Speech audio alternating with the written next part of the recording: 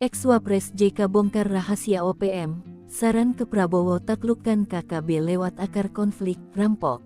Keputusan Panglima TNI mengganti sebutan KKB menjadi OPM mendapatkan tanggapan dari ex-Wakil Presiden Yusuf Kala. Menurutnya tak hanya sekedar mengganti istilah nama, jika ingin menyelesaikan konflik Prabowo Gibran harus menyelesaikan lewat akar konflik. Menurut JK perlu 4 langkah penting, yakni: pertama, akar konflik di Papua bermula dari salah sangka masyarakat Papua yang menilai pemerintah, jika pusat sudah menjajah dan merampok kekayaan alam mereka, sehingga melakukan perlawanan dan ingin merdeka. Kedua, pendekatan sosial dan memberikan penjelasan bahwa Indonesia banyak memberikan uang subsidi lewat APBD kepada masyarakat Papua melalui keistimewaan ekonomi. Sebab, saat ia menjabat Wapres di periode tahun 2014 sampai tahun 2019, Indonesia membagi penghasilan dari pajak, pendapatan gas, dan pendapatan Freeport dari sekitar 20 triliun rupiah dibagikan lagi ke Papua lewat APBN untuk Otsus dan lainnya per tahun 35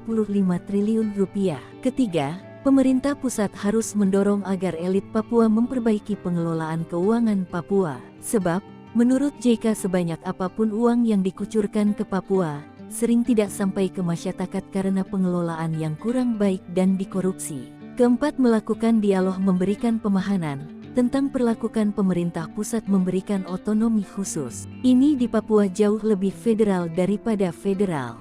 Hanya orang asli Papua yang bisa jadi gubernur. Di lain pihak secara hukum orang Papua bisa menjadi gubernur di Jawa atau Sulawesi.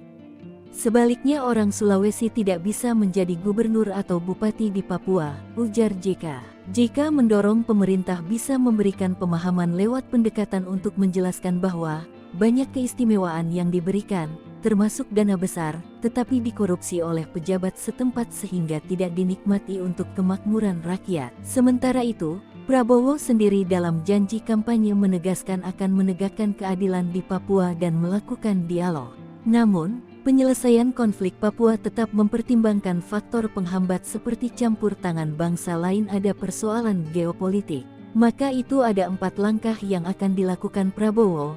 Pertama, penegakan hukum, memperkuat aparat keamanan, mempercepat proses pembangun ekonomi, meneruskan program Jokowi di Papua. Secara terpisah, juru bicara tentara OPM, Sebi Sambong, pada Jumat tanggal 19 April tahun 2024 lalu mengatakan, Panglima Komando Daerah Perang Tigandugama, Egyanus Kogoya mengirim pesan untuk Prabowo.